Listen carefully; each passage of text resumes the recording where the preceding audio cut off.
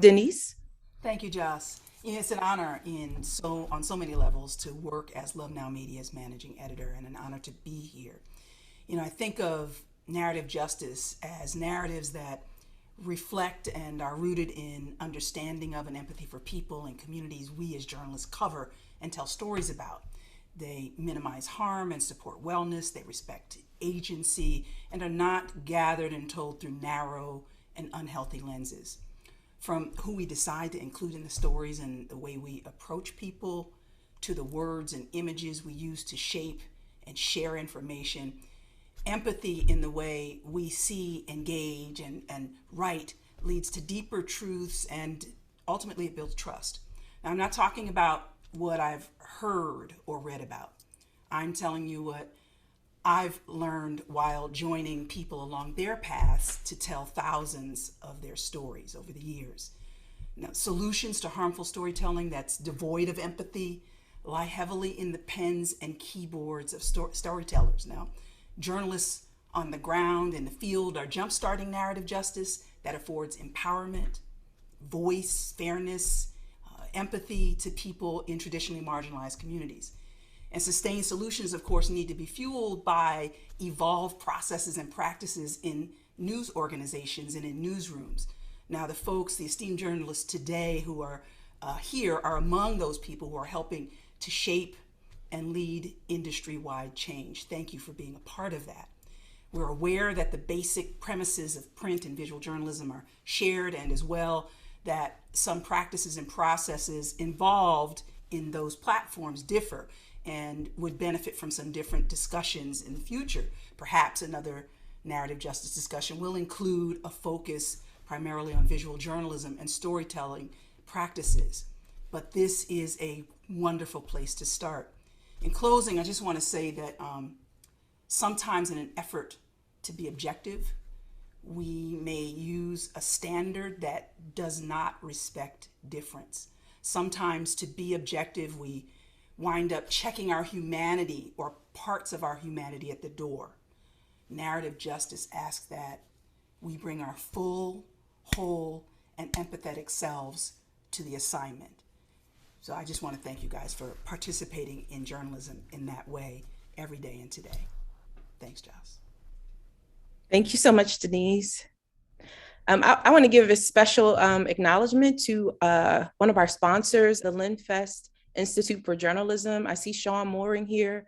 Sean, I just want to say thank you to LinFest and thank you for your support. I also see Jean Son in the room. I just want to acknowledge that Resolve has been incredibly supportive of our work. Thanks so much. Glad that you both are here. With that, I want to pass the ball to our host, Syreeta Martin. Syreeta is an award-winning journalist. She's an entrepreneur and the strategic storyteller for Love Now Media. Syreeta encourages us all to taste our words before feeding them to someone else. Syreeta, take it away. Hello, loves. It's a pleasure to be with you today, and I'm thankful to each of our panelists for joining us and holding space for such an important conversation. Before we begin, I'd like to offer 3 requests and present a community agreement. Okay, so our first request is that you listen fully to the conversation and the perspectives that are presented. Simple enough, right? Our second request is that when the time comes for you to join the conversation, you submit your question by either writing it in the chat box or using the hand raising function. If you opt for the hand raising function, when it is your turn, I will call on you, at which time you are welcome to ask your question or offer your comment. And our third and final request is that you keep questions or your comments brief, to be mindful of our limited time together and remain respectful at all times. Please, as Joss mentioned, I'm all about tasting your words before you feed them to someone else. As for the community agreement, this is absolutely intended to be a safe, solutions-focused, and healing space. We understand that some of the topics or areas we explore may be triggering for some. And so by all means, please place your mental and emotional wellness first. Step away or log off if you need to. We absolutely understand and want that to remain your number one priority. Our goal is for you to leave here informed and empowered as a result of this conversation. to protect the integrity and intention of this space. In the event that our community agreement is not upheld after one receives a request to do so, we will present an invitation to continue the rest of your day in a hopefully more peaceful state, though not in this specific space. Okay, so at this time, if you are in agreement, please just give me a thumbs up or drop a yes or a yes, depending on whatever you like, however you like to express yourself in the comments. And with that, let's go ahead. Yes, yes, yes, Teresa. I love it. Yay. Yes, Ernest. Hello, Tiffany. Really appreciate us all being able to be in agreement. And so with that, let's meet our esteemed panelists. To our panelists, I ask each of you to take about 1 minute to introduce yourself and how your work, from your perspective, is an act of love.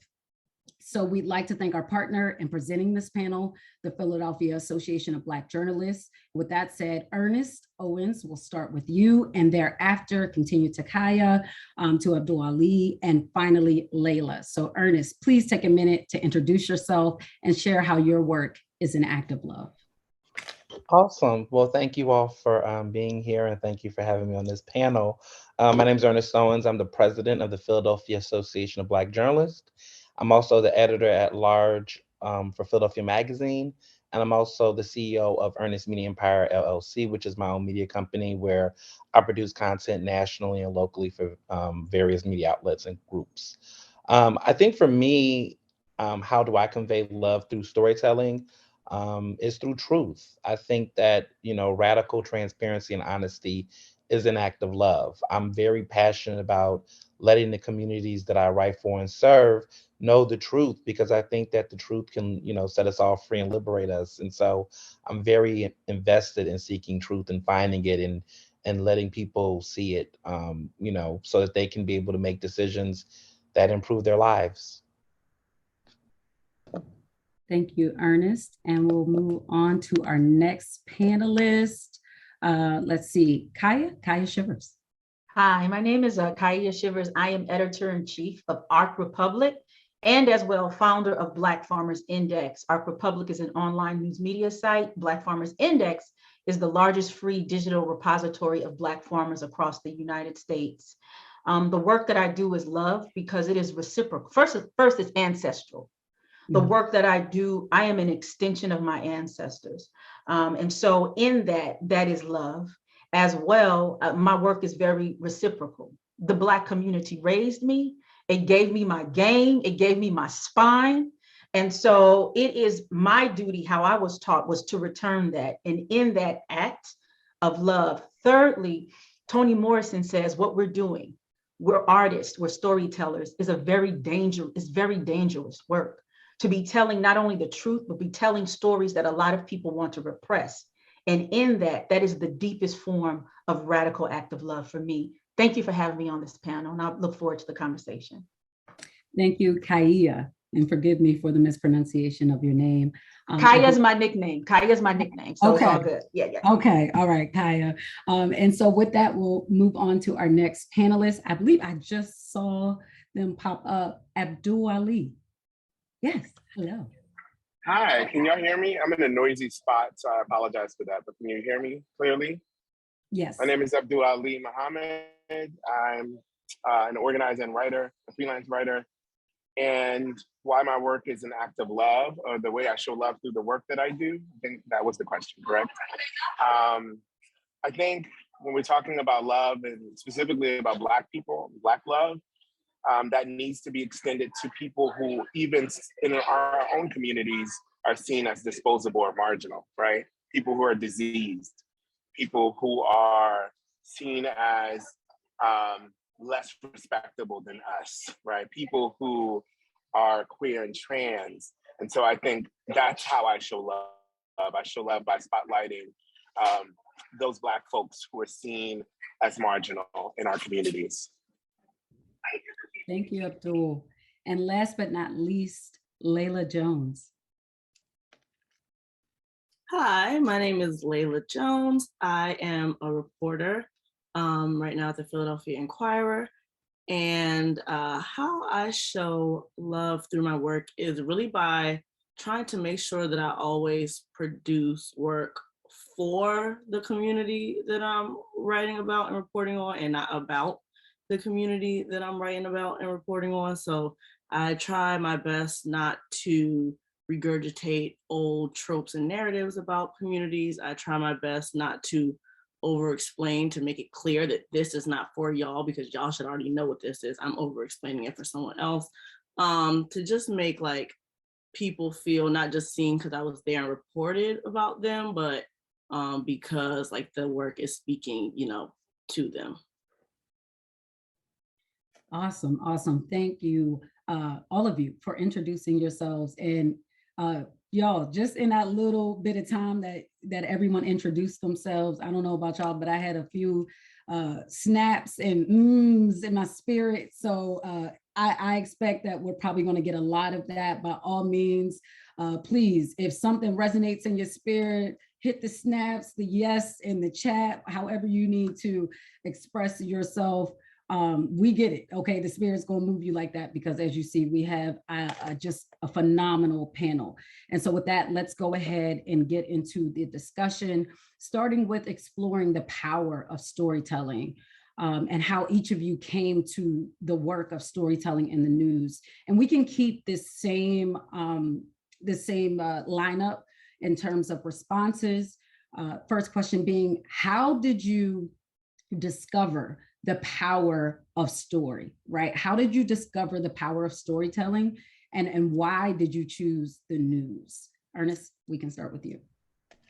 Absolutely. For me, it was just simple. It was situations where there were things happening, in my own backyard, in my own space, and people, you know, trying to find out, from the community, hey, what's going on? Like, there's more to it. We'll see a story that used to come out and, just kind of have the names, the date, a very simple who, what, when, where, but that would be left and there would be nothing. There would be no other clarity. There would be no narrative or any extra that would provide that context. And so in my work in journalism, I kind of really would read those stories and fill in the gaps myself. And I found myself saying, there's more there that maybe those reporters who oftentimes are white or just completely or straight or completely out of the community, that they wasn't able to, tap into, that the story didn't stop just because they said it did. And so I found myself consistently looking into stories where I knew there was more there and realizing that I had a unique talent and ability to get more out and provide more clarity, because that would inform others about the community or the issue at hand. And I've done that throughout my entire career, where I will see a headline and say, okay, if I just read this and took this at surface value, I would be completely, dumbfounded or stuck there. So for me, it was about digging deeper, recognizing that the person who told the story isn't the authority of the story, that there's other people that can be able to explain it and inform people of it, and that it doesn't stop at the one writer or the one publication, that other folks have that kind of ability to do that. And so when I knew that, then I realized that I was very much so prepared, ready, and entitled to tell my version or tell another side that wasn't there. And that's how I, fell into the work. Yeah, thank you, Ernest. And just to explain some of what you may Okay. be seeing. Oh, yeah, just to explain some of what you may be seeing. I'm taking notes. I invite you to do the same, okay? Because you're going to get a whole lot of knowledge in this conversation. Ernest, just you speaking, like some of the things that stuck out to me, fill in the gaps myself, how many folks who are consuming the news are filling in the gaps, right, on their own, on our own. Also, the story didn't stop just because they said it did. That the storyteller isn't the authority of the story. Just some of the notes that I'm grabbing, okay? And that was just in one response. So please, y'all, feel free to take notes. Use the hashtag 11days2022 to join that conversation, this conversation, that we have going on. And Kaia, let's go ahead with you. I'll run the question back because I also just ran a little bit in my mouth. How did you discover the power of story, and why did you choose the news? Well, one, I come through the Black press. I got my training through the Black press out of Los Angeles. I'm from Los Angeles. But before my training through the Black press, I grew up on stories. My parents are from the South. My mother's from Louisiana. My father's from Mississippi. They are I'm the last of the Great Migration to move west from the 70s. And so that's how I grew up. Every night before we went to sleep, my father in particular would tell stories, ghost stories, family stories. And so as I got older, there was one story in particular that my mother and my grandmother would tell, which we knew it was a family story, but we didn't know how powerful the story was. There's a book called The Execution of Willie Francis by Gilbert King, who's a white journalist, but it's about a 17-year-old boy who was sentenced to death for the killing of a white woman. It was, the Willie Francis is the teen. He was innocent, of course, but this is like 1946, 45, 46. Subsequently, he was executed, but it didn't work. And so he survived the attempt. And so there was another trial, which he was found guilty and he was put to death. But the case that was used for his defense was actually the case of my great-grandfather, Ernest Jones, who was the first Black man in the state of Louisiana to be acquitted for killing a white man. And so that case actually was used often in terms of fighting capital punishment in the South. So I was told this story, but it didn't resonate until I got older. It was like, oh my gosh, I didn't know, how much these stories were actually interwoven into legislation, interwoven into, social justice and criminal justice. But me coming through the Black press and being at these press junkets in LA, about LA is about 6 to 7% Black. So it's not that many Black people. So sometimes I would be the only Black person. And it will be a story around a Black or brown person. And so the way that I would write the story, the community will respond, because I always believed that there were multiple sides. And I'll always attempt to put what I call multiple voices in order to create a rich and robust story that gives these different angles. As well, I'm coming up in I'm a family with 6 of us. So, it was a struggle growing up in LA, and we only had one TV. And the TV was in the playroom, and it was either on sports or news. And so growing up, looking at those two, my parents would always comment on the news. And so I grew up also having a very critical eye of what is presented. And so I tried to bring that as well, fold that into storytelling, which is what Arc Republic is about. We center storytelling in our news reporting. It is an ancient tradition. It is an old tradition. It's a very well-respected tradition. Hence, what I believe is the reason why, if you go throughout social media, most of the way in which people tell the stories is through Black affect, is through Black creative stories. So, I just totally reject white power establishment, that too, as well. And lastly, is I was just tired of the way that people who weren't of power, and particularly Black people, were framed in the media. The criminal element, the deviant element, pulling the person that looked the worst or was considered to look the worst out of the crowd to tell the story, maligning the voices. And so I saw it as my duty in order to put us in the forefront. Thank you, Kaia. And let's go to Abdul-Aliy. Hi, again, I'm gonna check in about y'all hearing me because of where I'm at. Okay, cool. For me, I think I discovered the power of storytelling at a young age. I used to write stories in a composition book. That's the first writing I did. They were fantasy stories about witches, etc. But I think in terms of how it pertains to our conversation today, probably when I came out as gay when I was 16, 17, about to be 17. And, I discovered the gayborhood in Philadelphia, and I started meeting all these amazing people. And one of those folks is Niza Morris, who the Morris home is named after. And Niza Morris was a Black trans woman who was older, from the South. And so she was very, very sweet, right? She would walk around, call people sugar and sweetheart and sweetie. And Niza Morris in the early 2000s was found bludgeoned to the head after having received a courtesy ride from cops. And she died a few days later in Jefferson Hospital. And I remember how that story was framed, right? The police had helped her out and she died of these mysterious like brain injuries later. And that was it. The media immediately took the police's account as truth and fact. And for a long time, that was the story. And until activists started saying like, we need to look into this, maybe there was something else happened. Why did the police just let her out of the car?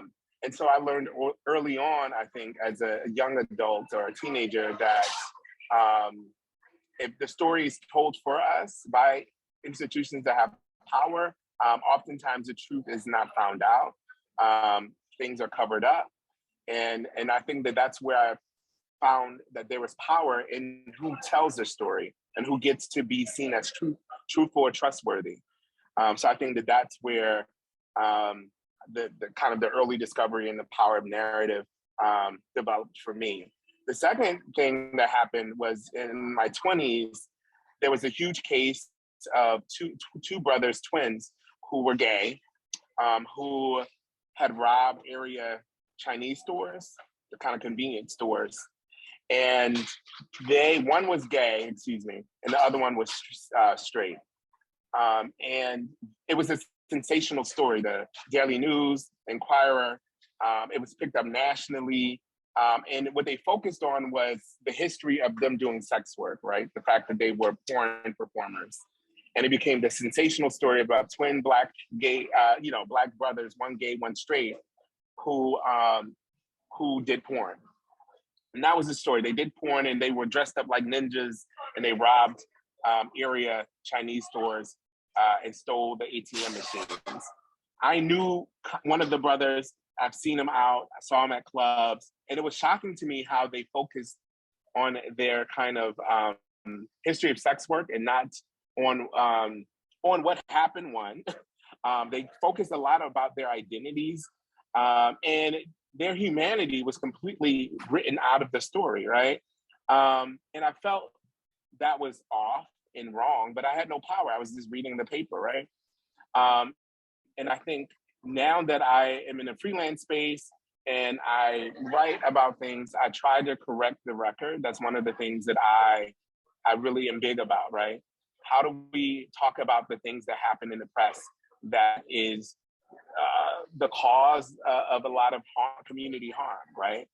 The way that stories are told, who's telling the stories, the way that they make things salacious that don't have to be, and the way that the humanity of the people in the middle of the story are left out, especially if they're Black. And if they're Black and gay or they're Black and trans, then it's more kind of swept away, right? Their humanity, and forget about it if they're diseased, if they are HIV positive, if they have another form of disability, their stories are seen as not mattering or not as important. And so that's where I think I got a sense of storytelling and the power of it. Thank you for that. And last but not least, Layla. Yes, well, to answer it backwards, I got into the news and news writing after I took a high school newspaper class. Before that, I never thought about it as a career, and I was going to try to be a doctor. About when did I discover the power of storytelling? I think that I'm still discovering it. I think that I'm still trying to figure out, even personally, what is powerful about my own storytelling. But some specific things that come to mind are, for example, Ida B. Wells and her ability to correct the record when she went out into dangerous places to chronicle what was really happening with lynching. I think about the Daughters of the Confederacy and how they took and rewrote the Reconstruction, and how now today still nobody has learned in school what really happened after that period. I mean, that was powerful storytelling and it was alive, but that shows how powerful it is when 150 years later, we're still not being taught what really happened. And then when it comes to news media, I'd learned, about the power of storytelling when I started writing articles about neighborhoods that some might consider overlooked, and doing it for mainstream publications like WHYY and Billy Penn. And, like government entities were responding and reacting as a result in ways that sought to benefit the communities that I was writing about. And I think that those are some of the big things that jump out to me. Thank you. Curious to know how you all define narrative justice, especially just even in this moment, hearing all of the different lived experiences that shape the work that you do, that shape the voices that we experience through your storytelling, right? So curious to know, how do you define narrative justice, and how can it be achieved in the news without violating the principles of journalism? So that's a heavy one, right? Let's start with first, how do you define narrative justice? And Ernest, we can bring it back to you. Absolutely. I look at narrative justice as being a situation in which the journalist, the media organization, and the community at large has a more equitable and a more equitable opportunity to tell the stories in totality. That it's not media talking at the community, but with the community. That they are given the same access to knowing their rights, because a lot of sources and individuals in the community that talk to reporters do not actually know their rights or know what their abilities are in those opportunities, right? That's one issue that we don't talk enough about. And also making the spaces to which we understand that all individuals cannot tell all stories, that there are some people who need to take a seat. And that when we talk about narrative justice, it's about looking in those newsrooms and those spaces and recognizing, how do we amplify certain voices to tell those stories. If we're in newsrooms where we're still persecuting Black voices for telling stories involving the Black community and questioning their ability to do it, and that's still the thing we're doing in 2022, that's not narrative justice. If we're still, relying on police reports to tell us about issues in our community, and we're solely relying on, government institutions to tell us about what's happening in the community and relying on them as a reliable source and not the community's voice, that's not narrative justice. So to me, it's really about creating equity between the community and the sources that we cover, and those newsrooms and their ability to look at how inequitable they currently are in telling those stories. And also, just real quickly, killing this term objective, it's not a thing. We're not doing that in 2022 anymore. This word objective is really a dog whistle for sexism and racism in this industry. Anytime you actually ask the question, I've never heard in the newsrooms that I've been in, from national to local, Black journalists that are saying to other Black journalists, are you objective? That is oftentimes a dog whistle from white establishment media to basically try to control how they can dictate how other individuals from marginalized communities tell stories. It's completely virtually useless. If you actually think about what it means to be objective, actually no one is objective by default. And to be quite honest, people who are actually trying to enforce the word objective is also them trying to reinforce respectability politics, tone police Black and brown people, basically mansplain to women what they should say and what tone. There's nothing productive, factual, accurate, or necessary with the term objective. So the first way we get to narrative justice is killing that, because there's nothing justice or equitable about objectivity in the way that we have talked about it in journalism. It's often used to weaponize Black voices from telling the truth that make white people uncomfortable. Got you. Kaia. I yield my time. Damn, I don't know what to say after that.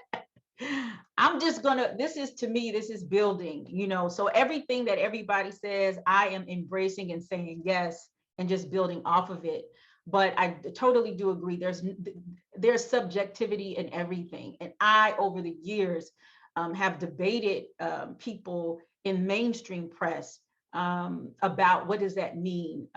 First of all, journalism was built on subjectivity. It was built on political parties that kept literally fighting in the street and killing each other and couldn't come to some kind of civil discourse. And so newspapers were created in order to represent the interests of political parties. So in its creation of journalism, it has been subjective, right? So totally agree with Brother Ernest. We're gonna kick that one out the field. Let's talk about what's really going on, right? So there's just 4 things for me that about like narratives and justice. One, it's somebody who seeks to tell the fullest multi-lens stories, yes, so that's the first thing. Also, writing or crafting the news with the intentions to disrupt power or the status quo. Third, providing a platform for neglected and underrepresented people, in particular within the story. And lastly, moving the outliers of the stories to the center. Those to me are kind of like the 4 bricks that I like to build on. And as well, this is another thing for me in terms of storytelling, is being what I call metatextual. That means you're bringing in material, cultural material into the story. So for me, I am not afraid to do code switching at times in the story, or lean on my hip hop. I am hip hop all day, every day. So I will, and if you don't, this is back to what Layla said, if you don't understand it, you need to Google me, okay? So these are things, so just as much as we had to like, what are they saying? And you now you're gonna have to go into the Black dictionary and understand it, right? And so it is centering my cultural lineage.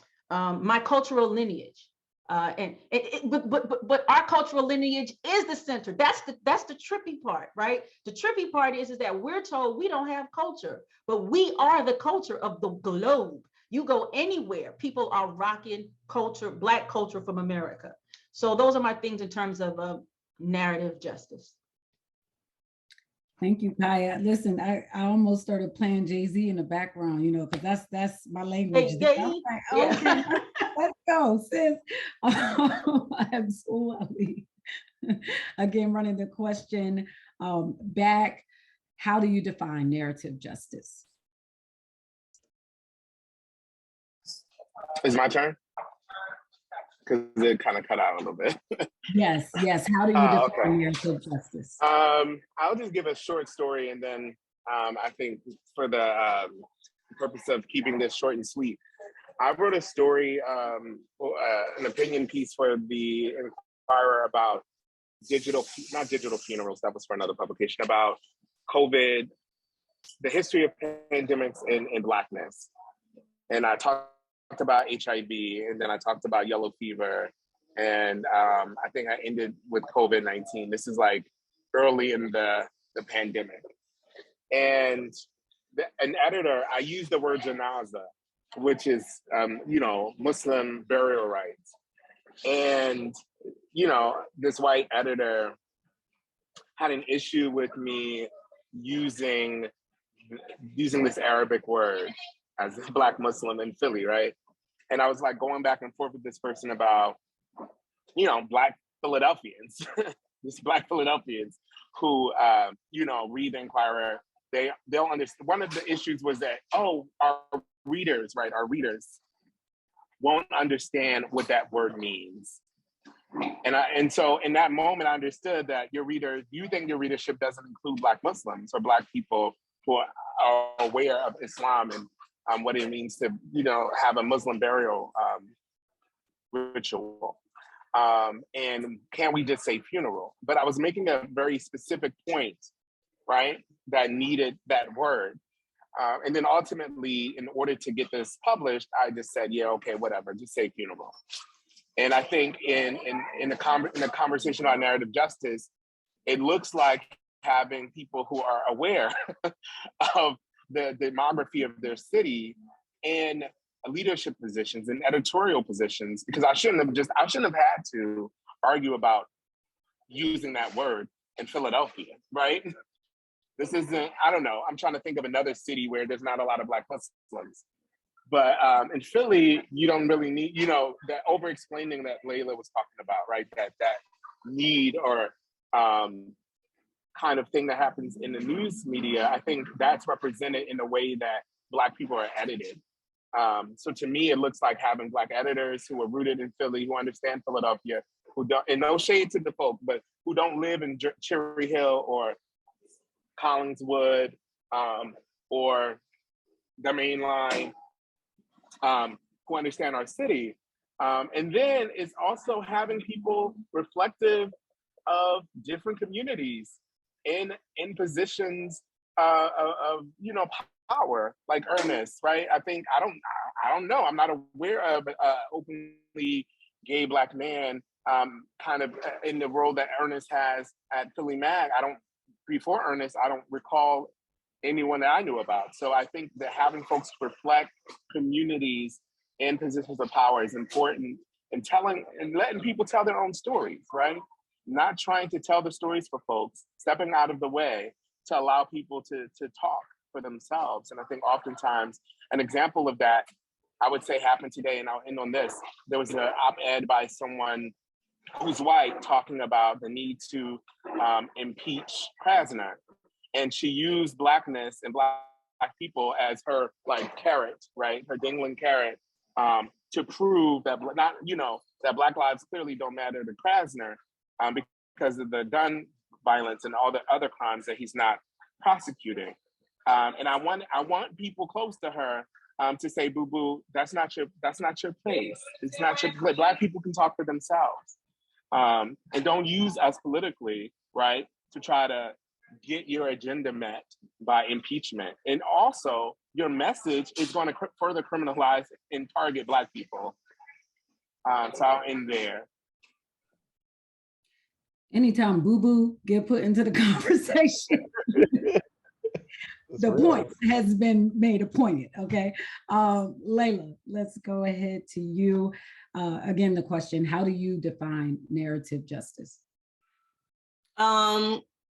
I define narrative justice kind of basically what everyone else said, by kind of undoing what mainstream media has done this whole time, because the tenets that you talked about, how do you do that while also upholding the tenets of journalism? They've never been upheld for Black people ever. There's only ever been one narrative, one kind of story told in the mainstream media. Of course, Black people have always, since 1793 in Philadelphia with the yellow fever pandemic, been telling their own stories and correcting the record. But yeah, I honestly just sometimes when I'm storytelling, I consciously try to think what would traditional media do, and how can I do the opposite of that? How can I be all the way on the swing all the way left when I know they would go right? Got you. So I want to bring this question back. I kind of gave a teaser to it, and that is how can narrative justice be achieved in the news without violating the principles of journalism? How can that be achieved without violating the principles of journalism? And I love to switch it up a little bit, switch up our order here. Kaia, let's start with you, and then we'll keep it going from there. Well, possibly, I think maybe the principles of journalism need to be redefined. I think maybe that's the first thing that we need to do. Once that's established, then we could talk about whether they're violated or not. And I think journalistic principles vary. I think that's what we were talking about in each community, and they possibly look different when they're coming, from a black community, right?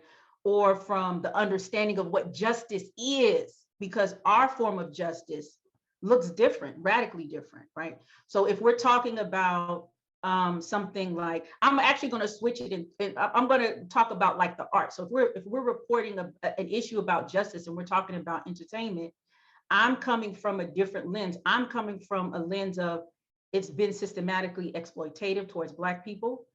Particularly right now, a lot of Black male rappers are dying. And so my understanding of how do you represent the story would look different. So first of all, in terms of like, when you're talking about journalism, I always prioritize what is the dire issue in the story. That to me is a principle. Like if I'm talking about entertainment and I'm focusing on what Boo Bop, whatever made, and I'm not talking about there's been over 200 male rappers or rappers that have died in 2022, like I'm disconnected from my audience. So, which is another thing. How well do you connect with your audience? So I'll kind of like, start there. And also to me in narratives, violating what these principles are. Like I said, I come from the Black press. So you also want to privilege the least voice that has been heard on the subject. Those to me are principles that are very, very important. And the reason why I wanted to just kind of wrap in entertainment and why that's so important, because I was a journalist in Los Angeles, and this is something that is more pervasive now because of the digital landscape. But just very briefly, Jill Scott was played in the pre-show. So I was actually the first journalist to break Jill Scott in print in Los Angeles because nobody would cover her.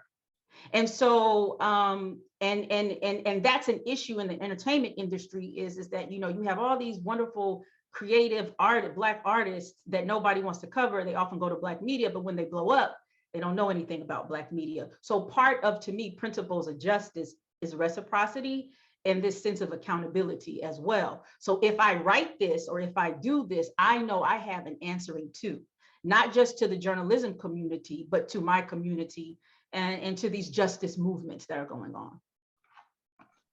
Thank you for that.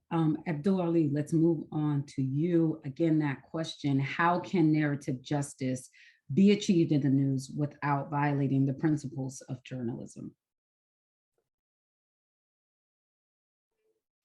Can I ask a quick clarifying question? Or like, can I ask you, like, is part of that question informed by like the presence of so many different blogs, Black blogs on like Instagram and stuff like that? Was that a part of your thought process in asking that question? I think they do play a role. But if anything, with the question, I think it kind of ties into that objectivity, right? And what's believed of, well, the principles of journalism are X, Y, Z. And so therefore narrative justice is put in this very narrow lens, or if not even possible. Okay, thank you. For me, I think, hold on one second. Excuse me, I'm on a Zoom, so all of that, yeah, thanks. So in terms of narrative justice, sorry, some people call it a commotion. I know it's a public space, but I think that, like, to what Layla and Kaia, is that how you say it? And what Ernest have said, I'm in agreement with what all of them have said, in that certain cultural norms in newsrooms have to be dismantled in order for narrative justice to happen. That's a part of the justice part, right? And I struggle with the word justice too. What does that even mean? But in terms of like having a counter narrative be present, or having people speak for themselves and be heard, I think that the cultural norms in newsrooms some of them have to be dismantled. And I'm thinking about the way that institutions are privileged, like police are readily believed, right? Sometimes it happens more often now, but sometimes news outlets won't say where the story is coming from, where the information is coming from. Now, most newsrooms are saying, per police's account, the police account, right? Sometimes they run with the story that the cops tell them. I think that's a big example of the problem with believability and trustworthiness, right? The reason I asked the question about blogs is because, I think that there is this thing around people thinking that Black bloggers are somehow more chaotic and more problematic than white bloggers. But if you look at tabloid, it's rooted in white folks' media. Look at all the tabloids in England. And so I think that it's not a thing where Black bloggers are more reckless than their counterparts. I think that it's the culture of tabloid and this idea that we want to get news out faster. So that's why I asked you that question, because I wanted to disrupt that a little bit. And then lastly, giving resources to storytellers who are Black, right? I'm big on institutions just giving money to Black people who tell stories. Or, for example, one of the demands I had around a reparative process that Penn could have been a part of when it comes to harm they caused to West Philly is to give money to Black public historians to tell stories that Black people want to be heard. So that's some of the things I think we can do to really shift what's going on in the newsroom. And I appreciate your request for clarity. I am 100% here for reframing the question, if that's what needs to be done, by all means, because if we're not starting with asking the right question, then are we having the necessary conversation? So if any reframing of the question needs to be had, 100% here for that. Let's do that. This is what the work looks like. And this is an opportunity to demonstrate what that work looks like. So I appreciate your request for that clarity. Layla, let's go ahead to you and answer the question or reframe the question as you see fit. I will say the initial question was, how can narrative justice be achieved in news without violating the principles of journalism? But by all means, sis, if we need to reframe it, let's do that. Yeah, no, definitely agreeing with what everyone says, specifically dismantling what the principles even are. And I feel like we should be looking at who made them, who those people were in that era, and maybe what their intention was behind that. Because things like objectivity, the police taking the police narrative is done because of speed. Like a lot of times, like they're the first to get the story. How does one write around that? Like that's something that those are questions that are in the newsroom that are tangible, that everyone can understand. It's not like, we might say they need to dismantle, and they're like, what does it mean? What does it mean? That's what it means. It means like find another way to write a story about a crime brief or an incident that doesn't center the police. I don't necessarily know how to do it off the top of my head right now, but how can we look into that? Narrative justice also to me looks like not using such strict standards. I think it is good to know some of the journalistic rules that have guided people and our people as well, like in the Black press. I also worked for the Black press for generations, but knowing when to change those rules or not being so rigid. For example, if I'm interviewing the mayor, I'm not going to break down to him what on the record, off the record, and on background means, because he should already know and he's in a position of power. But if I'm talking to someone on the street about especially a sensitive issue, and I want to make them feel comfortable, yes, I'll explain what all the things mean. I'll explain to you what the process is that is going to go through my editor, or, just so that you have an understanding. I'm working on a really long piece and I sent quotes to the sources, quotes and maybe a line around for context. And one of my colleagues said, aren't you not supposed to do that? And I said, why not? You just have to tell me why not. So I know that these rules exist, but I just have to ask, I understand that the rules exist, but what purpose do they play at large? And then what purpose do they play in this specific setting? And if there's not any real reason other than that, it's just because that's the rule, then I don't see why I necessarily have to do it. So I have to say, Layla, it's the mom in me, right? I hear one of my daughters that's like, but why though? Like, I need you, you're gonna have to give me a why. It can't just be because I said so. Like, make it make sense, sis. And if it don't make sense, it's not going to fly. So I appreciate that energy being given. Ernest, again, reframe the question if needed. We are open and here for that.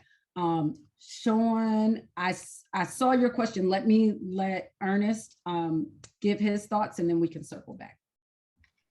Yeah, I think for me, it's I've never had too many of those types of rules. I think for me, what's important is that this whole unilateral, uniform approach to creating these rules, I think it varies depending on the places and the institutions.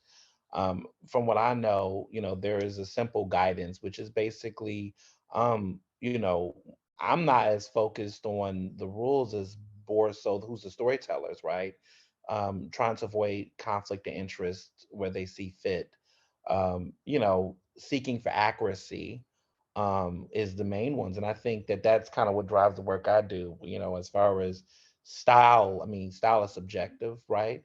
So, like Layla says, letting people see quotes. I mean, we're not in the business to do I gotcha. So if you want to let people see the quotes, you can. If you don't, you don't. I think those are just stylistic approaches, and I think to me, there's no, I don't, I guess the question initially was this idea of like, how can we do this without the other? I don't think that they're necessarily going against each other or in any position where they can. I think if narrative justice is done, narrative justice is this, to me, is what journalism should be. It should be the accuracy. It should be those things.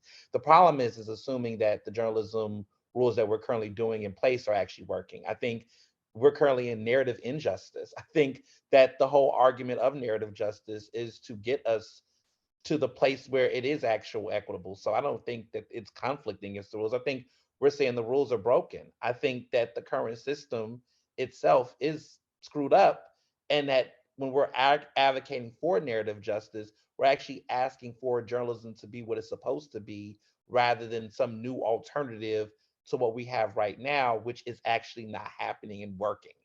Like objectivity is not working.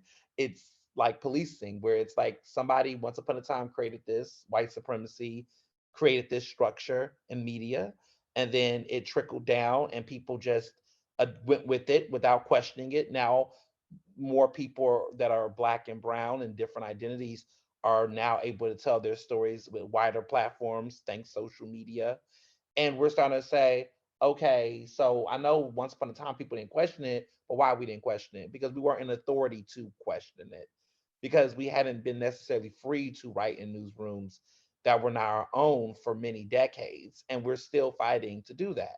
So you're seeing a bunch of more black people entering mainstream newsrooms that are able to ask questions, and we're wondering, why weren't those questions asked before? Well, it wasn't enough of us to actually ask them. There was not enough of us in leadership positions and editor positions to rewrite the rules. So I think narrative justice is not the alternative. It's really us reclaiming what this should have been all along. It's really us resetting the room and the focus to say all of these things that was before were actually unjust. And what we're saying now is what's getting us to that justice. So I don't think it's an either or. I think the reality is that maybe, I guess the question how I see is that these journalism rules or principles, I think they're inequitable. I think they're irrelevant. I don't think they make sense. And black folks are coming in, looking at them and saying, this doesn't make sense. So therefore I'm going to toss that out. And I think for me, and I think we're doing that while recognizing that our intention on doing these stories is to get closer to the truth, is to get closer to accuracy, and to presume that the journalism principles in place were already maintaining, and doing that is to just believe white people and supremacy and believe these institutions that never served us well or our communities well. The rules clearly have to change, because if you look at how the stories have been told for the last past century and decades before that, they use those same rules against us.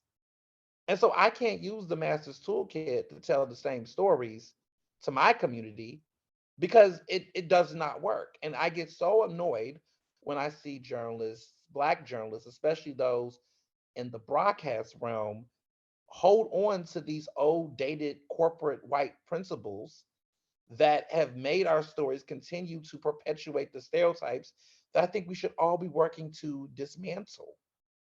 So I think narrative justice to me is doing a complete audit and dismantling of these rules because we know it wasn't us who created them, nor did we have a say in producing them.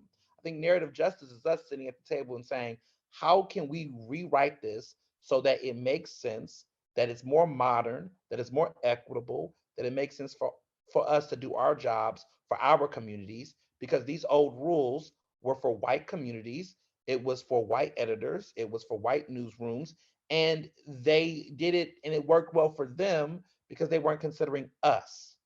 So I'm trying to think about principles for us. And narrative justice is principles for us because there's no other way we can tell these stories if we don't reevaluate them. I mean, long story short, in Philly Mag, we don't really have this like guiding principles and rules.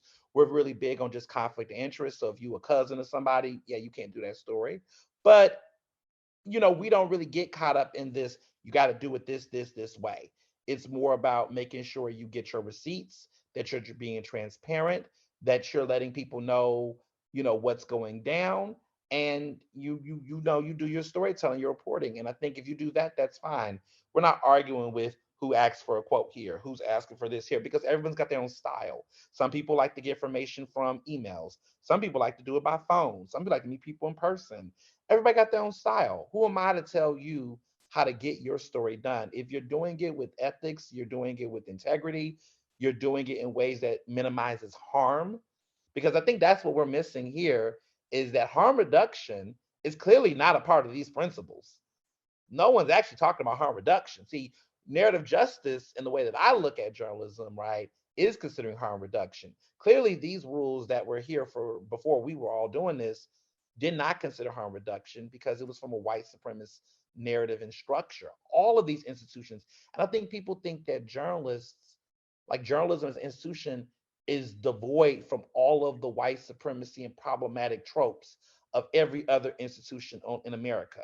So healthcare, policing, education, all of them are tainted with white supremacy and issues. And I think it's funny how everyone thinks oftentimes in certain media spaces that journalism survived all of that because we were truth tellers. No, those biases, those issues are there. And that's why we're having a panel like this to talk about unpacking them. Right, right. Listen, a lot to unpack. And I see questions and comments that are rolling in through the chat. Kaia, I believe you may have had your hand up. And if so, I want to circle back to you before we move forward. Did you have any thoughts? Or any just very quickly, just very quickly. When we talk about like these traditional principles, impartiality, truth, honesty, transparency, it's really about access to power. It's not that's really, it's your access to power grants you access to resources. And so when you are not in the room defining, I mean, in general, these things sound good, but when it's performed, it becomes something different because it's about who has access to power. So I'll give you which is in access to resources. So when I was a beat reporter in Los Angeles, and I was covering the race riots that were going on in the LA County jails, and if anybody's in LA, Pritchard's Detention Center, or what we call Twin Towers in the hood, we're talking about like Latino and Black and Aryan Nation people fighting. And I'm with the LA Sentinel, which is a small Black paper off of Crenshaw at the time, moved from the East Side. We used to be on the East Side. I would get calls from reporters from the LA Times who didn't want to go to Compton, who didn't want to go to Watts, who didn't want to go to Linwood, who didn't want to go to East Long Beach because they were scared, Black, white, and whatever. And so they would call me because I would be doing stories about that and ask if they could borrow my quotes. So also another thing when we're talking about like reporting, that to me is unethical. Like if you are scared to go into the communities that you're reporting about, why are you reporting on these communities? You're coming with this bias. So I think that, so when we are in these rooms, of these stiff-necked folk that are trying to check us about, what they think is impartial and biased, we always must center who has the power. And then in that, when we're talking about news, who has the power and the money to distribute the stories, right? Because I think Arc Republic has some bomb ass stories. I really think so. But we don't have we don't have the bandwidth or the wherewithal in order to distribute the stories. But I'm gonna tell you what they do. I think I said this on another. They do what I call I used a word. It's not pilfering. It's not sharecropping. But what they do is that they jack our stories, and then they take them to the mainstream, and because they have more resources, in order to build them instead of collaborating. I just wanted to mention that very briefly. Here for it all. Okay, here for it all. I want to open up the floor for some Q&A, because like I said, I saw we already got folks who have been hopping in the chat and sharing some lived experiences, presenting some questions. Before we do that, really quickly, any final thoughts that you want to make sure we include before we open up this space? And in no particular order, feel free to hop in. I would just add that I think it's important that everyone, I think one thing that's been missing, and I've been learning over the years as I continue to do this now for a decade, is the importance of media literacy, not assuming that the public understand what we do. I think that there needs to be a lot more work to be done all across the country, really in this city, of really explaining what journalists do. Because everyone's just, I mean, the most powerful people in this city don't know what we do. And a lot of other folks don't as well. And there's always this, aren't you supposed to be objective? Aren't you supposed to be this? And it's just like, do we know what these words mean? We just throwing these words out and we don't know what they mean.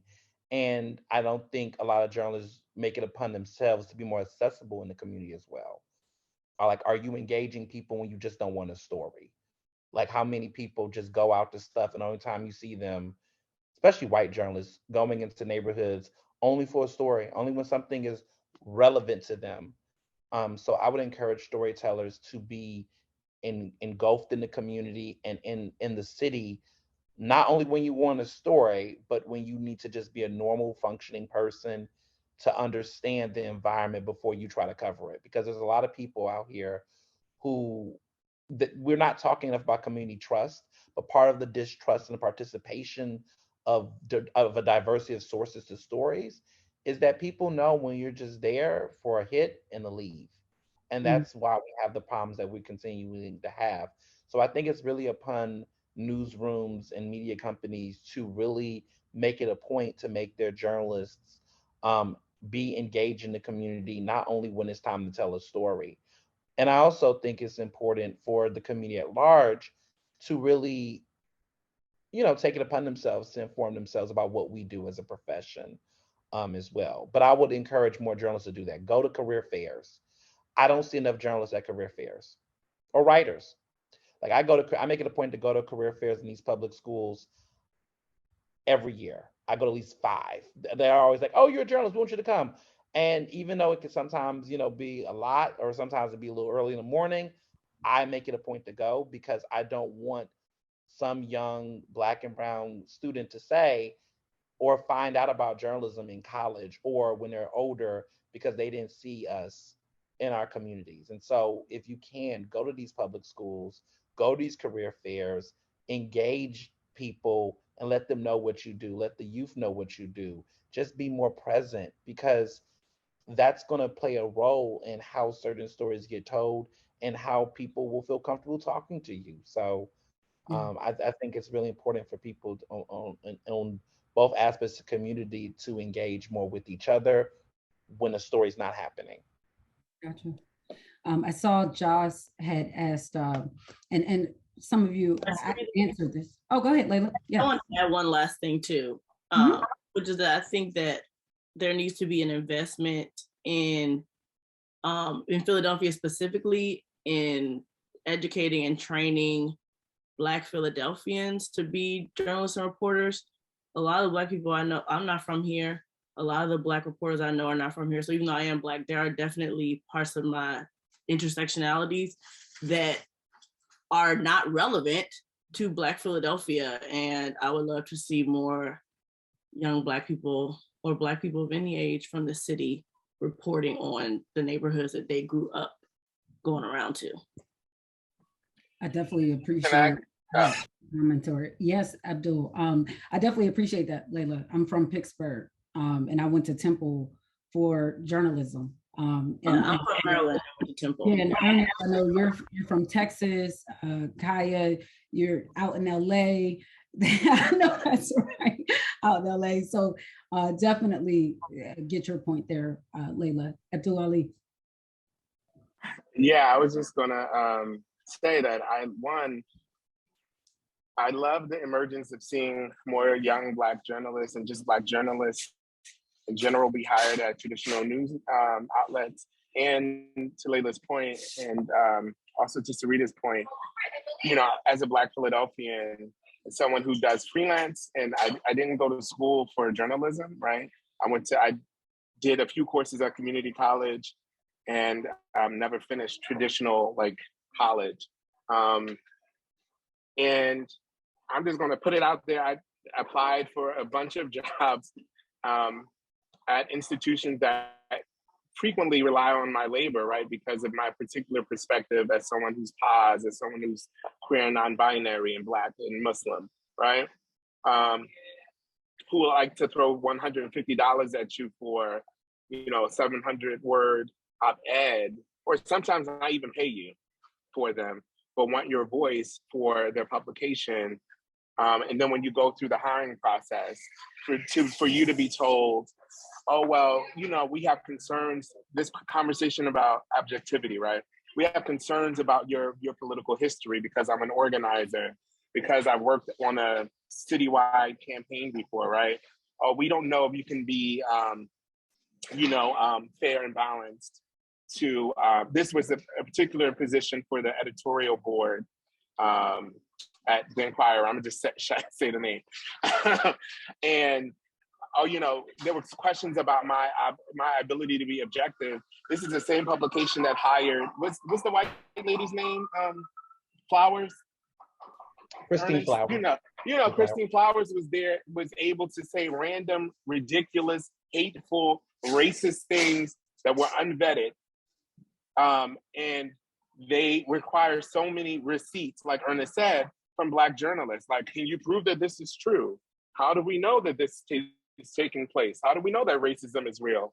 And how do we know that this institution held these remains without consent? Things like that are easily proven. And then they let someone like Christine Flowers parade around causing harm. You're going to talk about the lack of harm reduction. And have not given an opportunity to somebody who's rooted here. It's a travesty that editorial board does not have, probably they may have one person born in Philadelphia who is Black, I'm not sure, but is Mensa Dean from Philly? I think Mensa's on the board, maybe, I don't know. It's a travesty that board is not reflective of the demography of Philly, and that there's not a lot of people who are born here or raised here on that board. And that's, when we're talking about narrative justice, that's a big, big problem and failure of our newsrooms here. Thank you, Abdul, for that.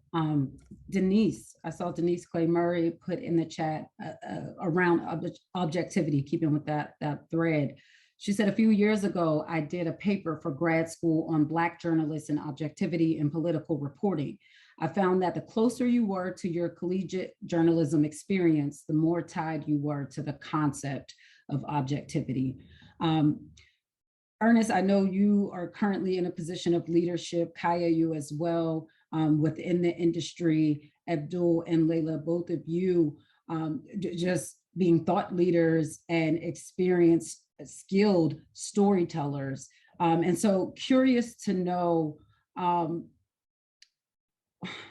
what are some of those actionable techniques or tips or tactics that storytellers can use or apply to promote or to really make sure that narrative justice is a thing, right? That it becomes um, all that we say and that we're presenting for it to be. Um, I just want to make sure we keep it solutions focused and actionable. So by all means, jump in wherever you'd like to. I think for me, the main point is intention. I think that there are people who do stories for different reasons, and I think it all circles back to intention for me. I was on the board for many years for Philly Cam, Community Access Media, and one of the things that we advocated for at Philly Cam was that, we were interested in people doing stories that were non-commercial. So what that meant was that if you were doing stories with the equipment at Philly Cam, you were out telling stories in the community, your interest was not to sell a product or promote something to sell. You were just basically invested in telling those stories and covering the community, and that was the goal, was to share those stories. And so what we're having and what we're seeing in this industry, and a lot of this has to do with you know, product placement, other things, is that there are various interests that storytellers are trying to do. And so I always tell people that just because you're someone with a camera knows how to film well, are you doing this for commercial purposes to promote and sell and push brands? Are you doing this to really, highlight a community and actually tell a story that will let the public consume it and process it? Like, what is the motive of it? And I think that that tells you a lot about what the purpose is, because I think what I've seen in this implosion of a lot of content creators is that some people are creating content for the purpose for people to learn and to educate and inform themselves, and there's some people that's creating content to sell things and to push products and to push a political agenda of a candidate or to make money. And I'm not criticizing either way, but if we're in the space of storytelling, I think that's where we start first, is where is your intention? And if the intention is to educate and inform, and do so in a way that is not commercial, then it becomes a conversation about, the process and ethics of fairness, right? Are you being fair? Are you making sure that you include different voices? Are you trying your best not to create harm? Are you working with others to vet your work? Because if you're doing it all by yourself and you don't have other people that's looking and reviewing, that is not helping to minimize the harm. um, are you covering a community and including those voices in that story? Because there's a lot of people that are like, I want to do stories about, Black activists, but you have no consulting from Black people in movement work, and you have no connection or ties to the community. So yes, you got the camera, yes, you have years of experience, but you don't know what the hell you're doing. And so that's also a part of it, right? Is getting into the ethics and the intention. And if you do that, I think you're on your way. But I think sometimes we need to stop assuming that people with this equipment are doing the same work. We need to be very specific and not assume that people who are saying they're here to tell stories are telling them in the ways that we know to be just. I like to treat every single client, news outlet, place with a clean slate. I ask them, all of them, every time I work into a partnership, I'm always asking the questions of, what are we doing this for? Who is this for? And why? Everybody gets that question. Rolling Stones get that question. Love Now Media got this question. That's why I'm on this panel. Everybody gets those questions. And there's no judgment. It's just, does this work, right? And I think we need to go back to doing that. I think we've gotten so much assuming things based on credentials, and credentials do that, right? They're blinding, right? Someone says they got some degree from Columbia Journalism School, and we just think they know what they're doing.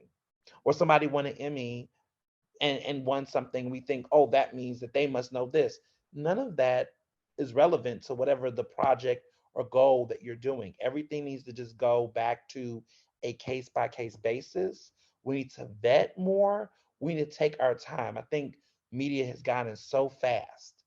Everything is just so fast, so fast. And that's why we're making so many careless mistakes and errors, because no one's taking a step back to say what, why, and where. And then what's crazy is, especially with white people in media, is that they go fast, make these mistakes, and you know what they got to do? The apology tour. They got to come and get everybody together and Love talk that. about their issues and Mhm. unpack. And I'm just tired of doing that when a lot of these errors are careless mistakes. Like when you look at the Philadelphia Inquirer, a lot of their controversies is because of careless, reckless mistakes. And if people actually slowed down and look at what they were doing and vet it and took a little time at the beginning, we wouldn't have to be set back 5 blocks every time we try to make 4 steps forward. Gotcha. Okay. Want to open it up. Layla, I see you just came off. Let's go, Layla, and then Kaia. Your question was, how can journalists actually practice like narrative justice? Yes. Techniques, tips, tools, any of those things.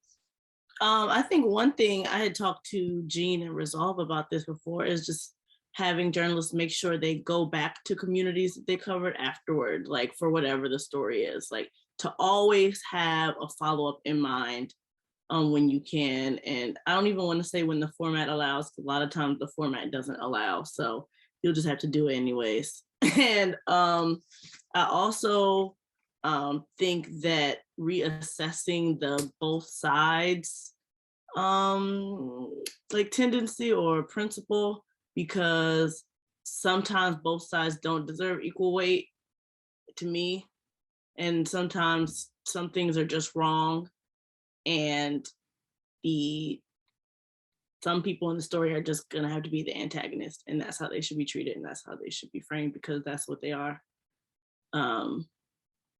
And also, I think following up with community sources, like to make sure that they can access your work. Like the Inquirer has a paywall. So did you see the story that you were in that I talked to you about?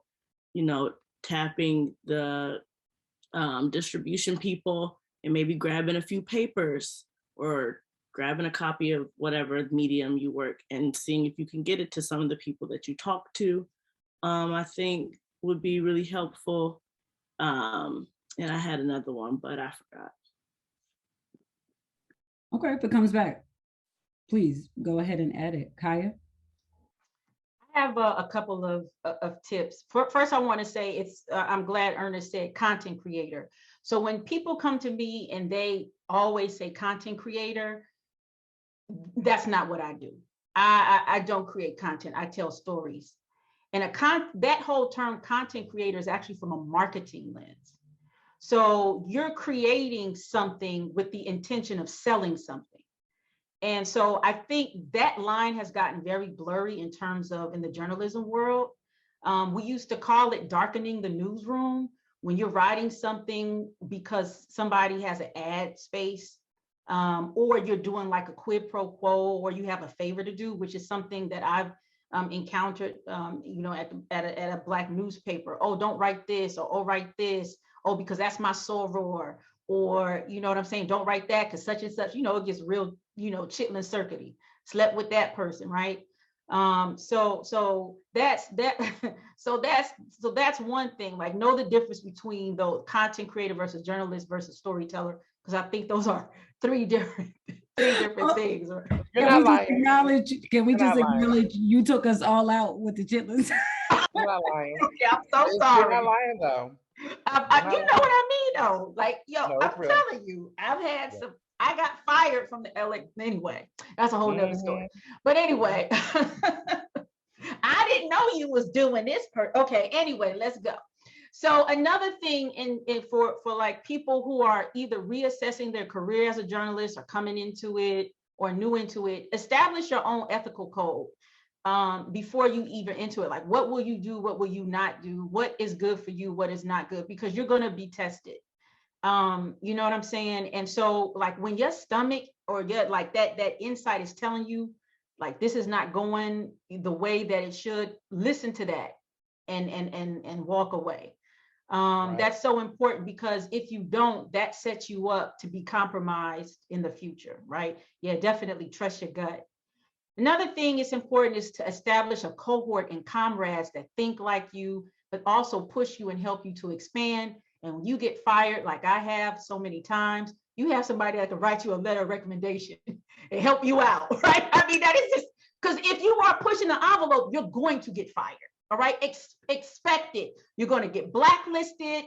Things like that are going to happen. So you need them diehard folks that know you're not crazy, that know you're not a troublemaker, or you're a troublemaker, was that good trouble, and that will put you on, right? Or that get you a teaching job when you can't enter in journalism, right? Join organizations, journalism organizations. I'm going to join the Philly Black Journalists.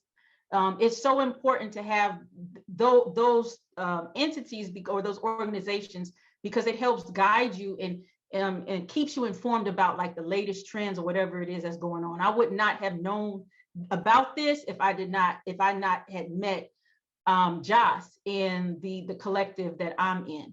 So let's talk about the techniques of storytelling. First thing you need to do, especially talking about narrative stories, you need to read up on the history of whatever it is. Don't go into somewhere and you're about to interview a heavyweight and you don't know who that person is. I've been in things where people have interviewed me and they don't know me from, excuse my French, from shit to Shinola. I'm going straight country here, right? It is so, it is so offensive, right? So you want to read up on the history so you can have as much clarity of what it is that you're reporting on or possibly reporting on. Talk to people, and this is before you write the story. Talk to people as close to the issue as possible before you decide on what angle you want to have. Then when you do all that, I think it's always really good to have what I call categories of interviewees. So I have like 9 categories of different type of people I think can build a story out. An expert, an analyst, a community person, an activist, an artist. So I have like this list and I'm like, okay, well, for this story, I think if I could touch a politician, a professor, and an artist, I think that will build out the story. So, this is all the pre-work you do before. Another thing that is a really important technique for me is to have like a list of transitional phrases, that you use, because it's so important that you diversify the language in your story. So I have all that. And then there's like a thesaurus. It's called like the writer's thesaurus or the thinker's thesaurus. I forgot. Here it is. I have it right here underneath me. The thinker's thesaurus. That's what it's called. And I also think it's important that you read as many other publications as possible so you can look for style. And read fiction. I love me some Walter Mosley. All right. I love me some. The way that Walter Mosley constructs a story is just a masterpiece. And so I even borrow his techniques in terms of writing the story. And lastly, think of your story as having connective tissue to a grander story. So it's either you're going to continue to tell this story, or that your story has like more longevity than that one story. So those are the tips that I'll leave you with. Thank you, Kaia. And Abdul-Aliy, any tips, techniques, or tools that you want to make sure folks have? Earlier I want to just correct something. I said Mensa Dean. I didn't mean to say Mensa's name. Mensa is not a part of the editorial board at the Inquirer, but in terms of tips, I think I write commentaries. It's a bit different than a reported story. I think the tips I would give people is to, and this is something Ernest has helped me out with, is to really ask for compensation, because a lot of publications will do this thing in their heads. I think they think that they're giving you an opportunity when they're like allowing you to showcase your voice. And so, when you still send that follow-up email, like, okay, so what's the coin look like? And coin is money for y'all who don't know. And then it's crickets, right? Or it's like, oh, we have to look at the budget, or I can do 150. It's like, why are you coming to someone who's I'm broke? I'm a working class girl, so I need my coins, right? With no money, and you're expecting me to write for you. Like, that doesn't make sense, especially from a place like the Inquirer or other places. Give me my money. I want you to write traumatic stuff, right? Like, run me my coin. Stuff. Exactly. And they want you to do that for free. No. So that, and then I would say learn about the kill fee. Because when I learned about the kill fee, I was sending people notices, send me my kill fee. Yep.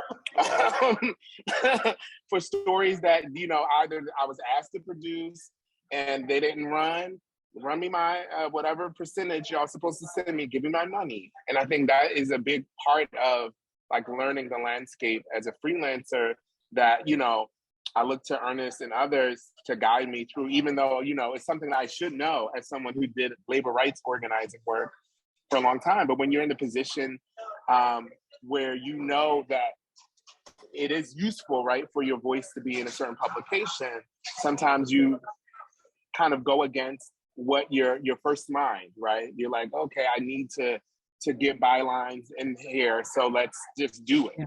And I think that is detrimental to Black people who are in this work, right? I think collectively we need to be like, no, because if I do this, then what's going to happen to the next freelancer? What's going to happen to the next community member that they asked to write an op-ed for no point? So I think that that's a big trick, not trick, or something to support folks in this field. Yeah. Well, listen, thank each and every one of you. I know we are a bit beyond time, and I want to make sure that folks know where they can find you, follow you, and support you at. And then I'll toss it back to Josh to close this out formally. So really quickly, if each of you can just let folks know where to find you at, follow you at, support, all of that good stuff, we are greatly appreciated. And I know I thank you for this conversation. Y'all refill my cup. I'm ready to go back into the world. Like, y'all won't get these stories. Kaia, when you said, I don't create content, I tell stories. I don't know if Art Republic has, you know, apparel or anything, but sis, put that on a shirt and sell that, okay? I thank you. Please. But yes, go ahead, let folks know where to follow you. I see you all dropping it in the chat as well. Just in case some folks might be listening or watching this later, let's make sure you also say it as well. Yeah, I can be found at Mr. Ernest Owens on Twitter and Instagram. It's very simple, at Mr. Ernest Owens on Twitter. You can just Google me. It's all there. It's not hard to find me. Okay. I'm at BAE_LAY on Twitter. So Baylay with the underscore in between. All righty. I'm at MX Abdul-Aliy. That's MX ABDULALIY on Twitter. I'm at Kaia Shivers, Twitter, Instagram, and on Facebook, Kaia in Shivers. And for Arc Republic, at Arc Republic on Twitter and Instagram, and for Facebook, Arc Republic Media. And I am on LinkedIn. And if you see me on the street, holla. All right. It has been an honor to be in conversation with each of you. And with that, Josh, back to you. Okay, yeah, we are a little over time. So just to keep it very quick, I just want to thank you all again with me coming into the work of storytelling and journalism through traditional griot-inspired storytelling. It's so refreshing to hear that some of my hypotheses about how media could and should work, to hear that so many of those hypotheses are like valid. And so thank you all for your contributions today. I want to say that we are on the 6th day of 11 Days of Love Stories. So I want to invite everyone on this call to join us. Check out our website at lovenowmedia.com. There's a big flyer in the center. You can see the remaining events for this week. We would love to have you out. All of these events are about storytelling, about community storytelling. We have done a lot of work to uplift the voices of regular folks in communities who are doing great work. And it brings me a lot of joy. I won't call her out by name, but 3 nights ago, we hosted a film screening about a young woman who had a powerful story. We had a first-time director, supported that director with production with everything she needed to tell the story of this amazing woman whose story had never been told. Well, her sister showed up at our event the next day to volunteer and is in this Zoom. Like, I'm about it. I'm tapped in. For me, that's like the power of storytelling. That's when you know your work is speaking to people, when family members of the people who the stories are about say, you know what, I like what you're doing. I'm so with you that I'm going to be a part of your team. I'm going to help to support this mission and this vision. And so if you follow Love Now Media, that's the work that we've been doing for a long time. We were considered storytellers in the margins. People were saying that this work was not journalism.